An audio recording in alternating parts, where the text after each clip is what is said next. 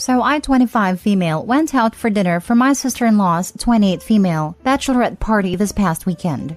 Between my sister-in-law and my husband, 26 male, sister-in-law has always been the golden child of the family. Growing up, my in-laws cuddled her and gave her everything that she wanted, while my husband always got the crappy end of the stick.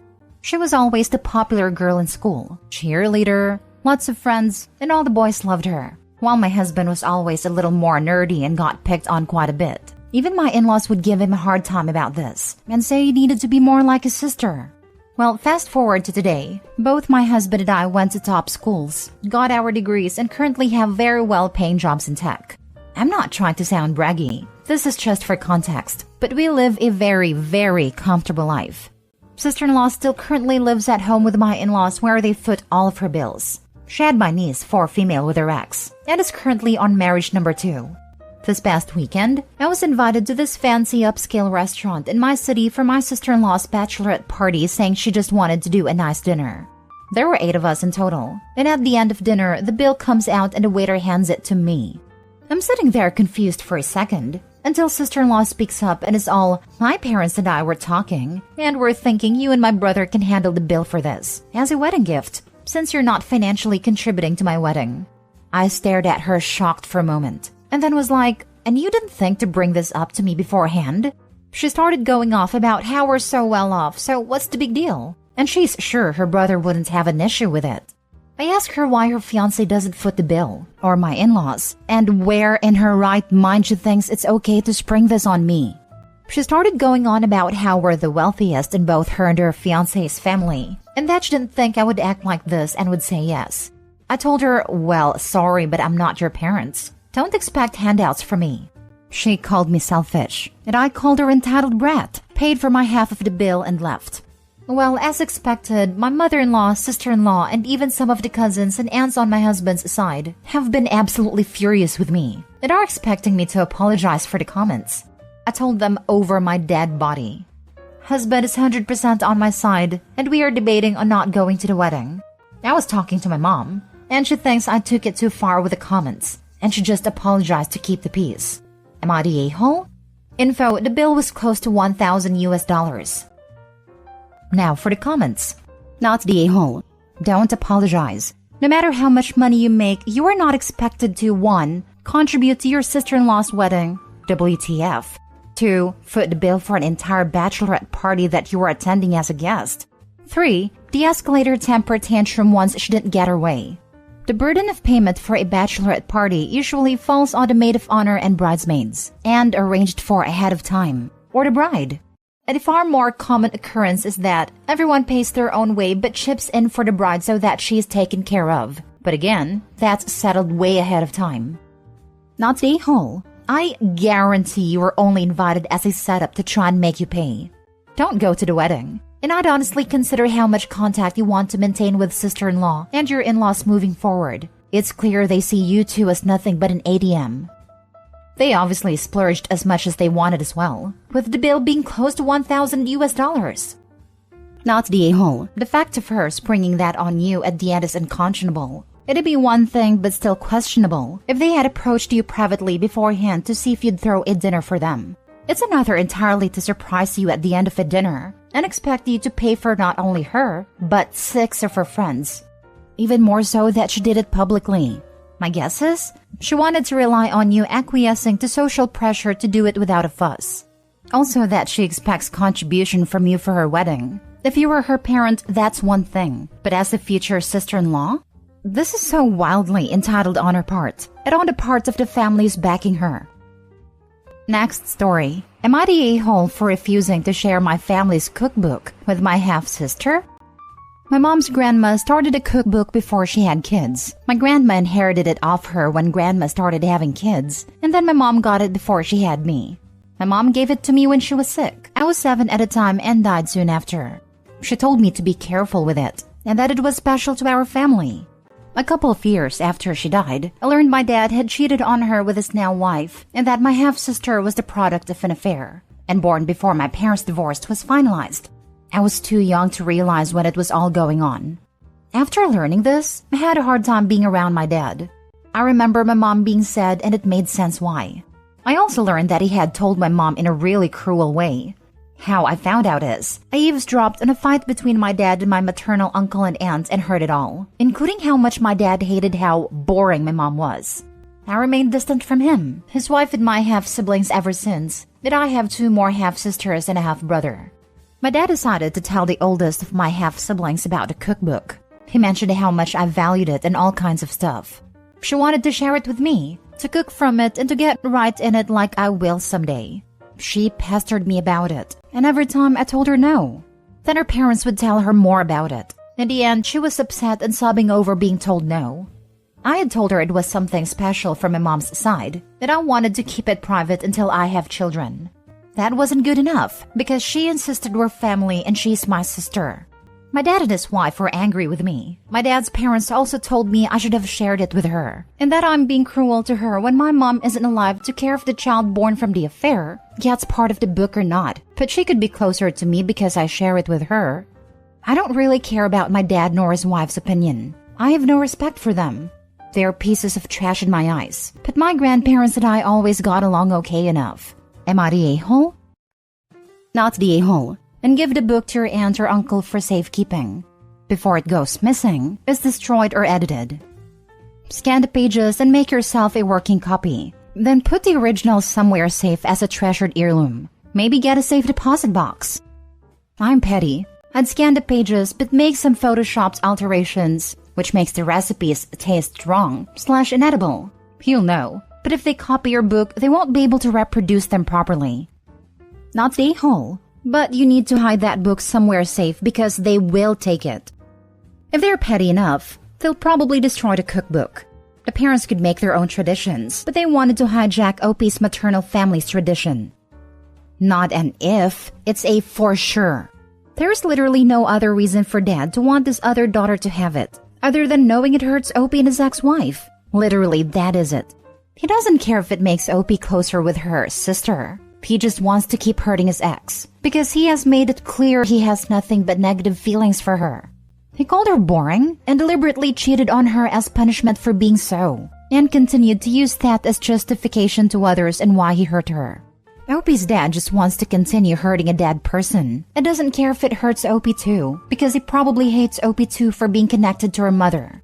Dad just wants the other daughter to have it, because he probably convinced her to hate Opie and destroy it for fun when she does get it. Everything Dad is doing is on purpose to cause pain and hurt to someone who has been dead, and to Opie because she's an extension of her mother. Pretty pathetic that he's still trying to hurt a dead woman. Next story. Am I the a-hole for canceling my mother-in-law's phone plan so she can't let my nephew use it? Am I the a-hole here? Everyone around me says yes, but I feel super gaslighted by my husband's family right now. We are both late 20s with no kids. We added my mother-in-law to our cell plan a few years ago when we got married because she lives alone and didn't have a cell phone. My husband thinks it will keep her safer to have one for emergencies. At the time we added her for her phone and plan, it was around $20 extra per month. Plan costs have gone up and she got a nicer phone, so now it's close to $50 per month. Pretty steep the way the economy is, right? Anyway, my husband's brother has a young kid. He's 8. He's a nice kid, but not my responsibility. When I called my mother-in-law's cell phone a few days ago, my nephew answered. I asked him if he was at Grandma's house and if I could talk to her. He said no. He was at his house and Grandma's given him her cell phone to keep because his parents wouldn't get him one.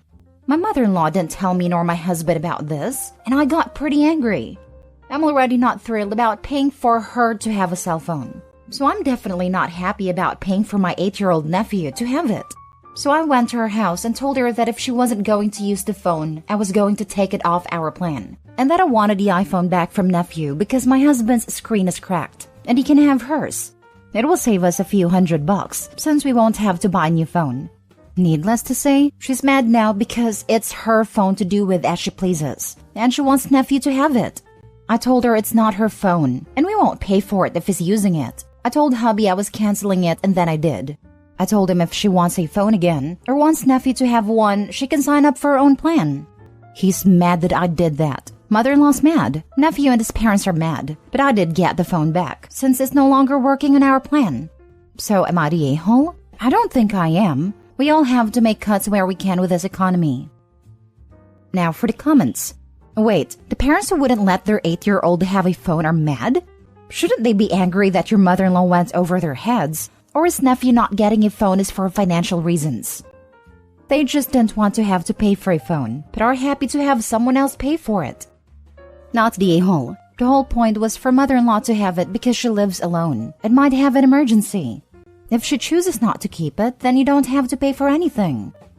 And clearly she doesn't need a phone, and she happily gave away someone else's property.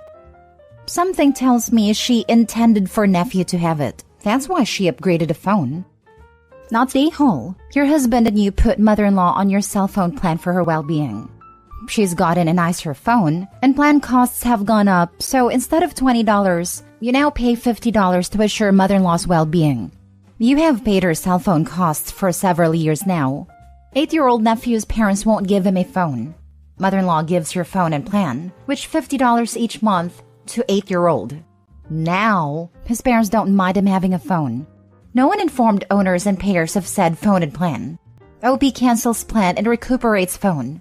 Now, everybody faults OP for not wanting to pay $600 a year for having husband's brother's 8-year-old on their phone plan? Entitled anyone? Even the husband. What a jerk. I get the feeling that he's mad because mom is mad.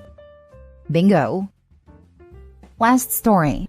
Am I the a-hole for ruining my son's sister's first birthday? My ex's new wife called me 3 weeks ago and said that she just realized her daughter's birthday was on my week. She asked me to please bring my son to the party or drop him off the night before and they'd bring him back the next morning. She was very entitled about it. She presented me 2 options when I don't have to do either. I said I would think about it. Then she got huffy and said he has to be at his little sister's party. I again said I would think about it and she continued to argue. So I hung up. The day before the party, I asked my son, "Do you want to go to your sister's birthday party?" He said he did. So I texted her to tell her we would be there and ask her for the time of the party. She told me it was at noon. So we got there at 12:30 and there were no other cars, which was weird. When we went inside, my ex said he needed to talk to me, and I said that wasn't necessary. It asked where the party guests were. He said he needed to prepare me before I saw his wife. I said, why? Is she pregnant or something? He said she was, and I just rolled my eyes. I again asked where the party guests were. He said the party was at 2, but they wanted to make sure I had time to put myself together before the party. I told him he needed to quit with the soap opera drama, because I don't have time for it. I took time out of my day to accommodate them, but they blew it. I'm not hanging out with them in an empty house for over an hour, and I'm not wasting gas to leave and come back. I took my son to the park and we had a nice day. But my ex texted me a bunch about how I was punishing his daughter for the pregnancy when I don't care that his wife is pregnant. My only response was a text that said, "Grow up." My son asked about his sister's birthday, and I said there was a mix-up with the party time, which is true, and they would all celebrate together when he was at his dad's, so he was chill. My mom said I hurt the birthday girl, but she's 1. She's not going to notice who is at her party. My mom told me to be the bigger person, but I feel there is a limit to that. I'm not going to reward lying and trickery in my ex, any more than I would reward it if my 6-year-old did it. Am I the a-hole for leaving and not coming back? So wait, your ex intentionally kept the actual time from you so you would show up early. And all that just so he can tell you about a pregnancy in person and give you time to put yourself together afterwards, as if it's some life-shattering news to you? Hell no, not the a-hole. He really seems to love drama. I would like to know what kind of reaction they wanted. You sobbing on the floor while they can be the bigger person and comfort you? And later they will tell everyone how hard it hit you and how nice they are for being there for you. Whatever weird kind of dream they had about this obviously did not work. They could have been normal and told you the actual time. It was already nice of you to bring your son. I would have told them they can drive if they want him to join during your time. I'm sure that was his fantasy. He's always preferred fantasy to reality. I thought it was romantic when I was young and stupid. Unfortunately, I too was made of flesh and bone, so he tired of me quickly. But it's fine. He gave me a gift I'd never return. I won't begrudge him the pain. It thickened my skin at least.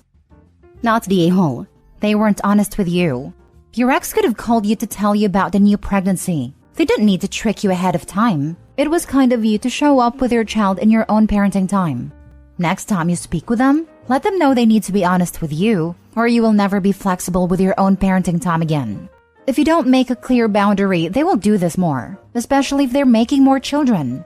They'll want to do more family parties, more vacations when it may be on your time. It would be nice if you could both be flexible with each other, but honesty and open communication is key here. They have to play ball too for it to work. Good luck, OP. Co-parenting is not easy. But if he was honest with me, he wouldn't have gotten a soap opera moment.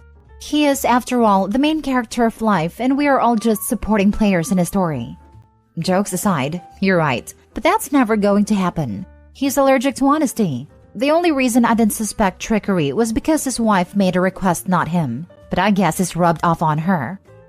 Lol. Well then, he doesn't get flexibility from you. That's his choice. You're right, they blew it. But they'll be claiming they're the victims until the end of time. It is what it is, I guess.